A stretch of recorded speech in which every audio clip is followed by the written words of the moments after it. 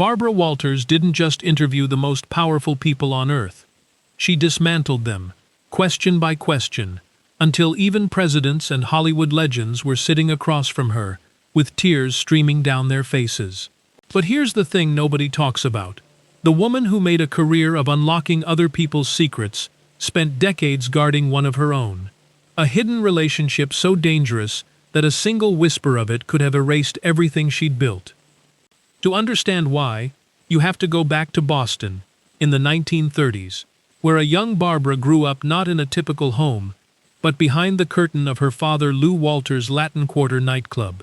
While other kids had bedtime stories, Barbara watched exhausted dancers limp off stage with bloodied feet, and saw celebrated comedians shaking with nerves before their cues.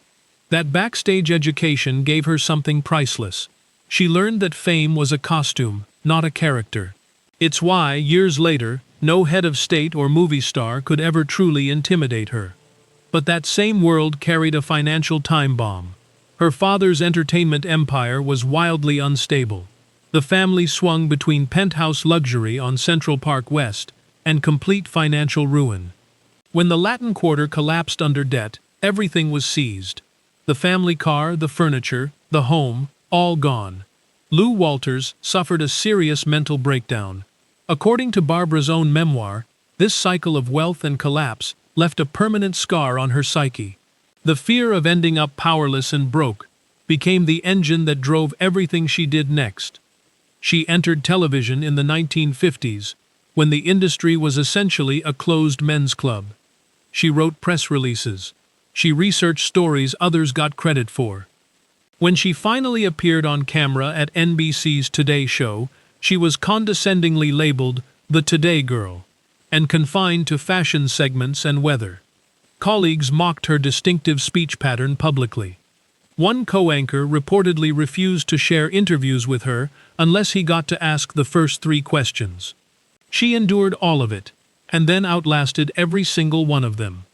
In 1976, ABC signed her to a then unprecedented 5-year, $5 million contract, making her the highest-paid anchor in American television history.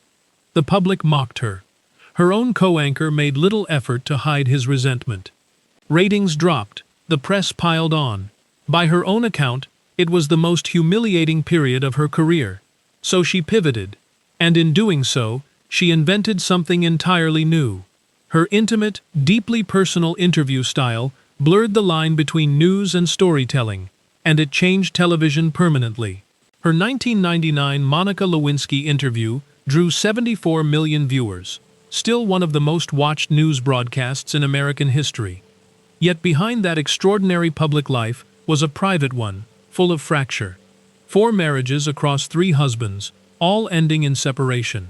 A daughter, Jackie, adopted in 1968, who reportedly struggled with addiction during her teenage years. Pain some close to the situation have attributed, at least in part, to Barbara's consuming professional schedule. And for over 3 decades, Barbara quietly carried the secret of a romantic relationship with Senator Edward Brooke, which she finally revealed in her 2008 memoir. At the time, both held positions of enormous influence, and according to those who knew them, the exposure alone could have ended both careers. Barbara Walters died on December 30, 2022, at 93, in her Manhattan apartment. The words reportedly chosen for her gravestone say everything and nothing at once.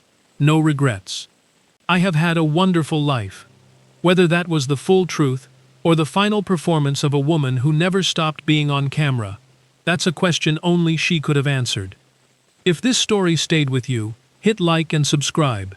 There are more lives like this one, complicated, brilliant, and worth understanding fully.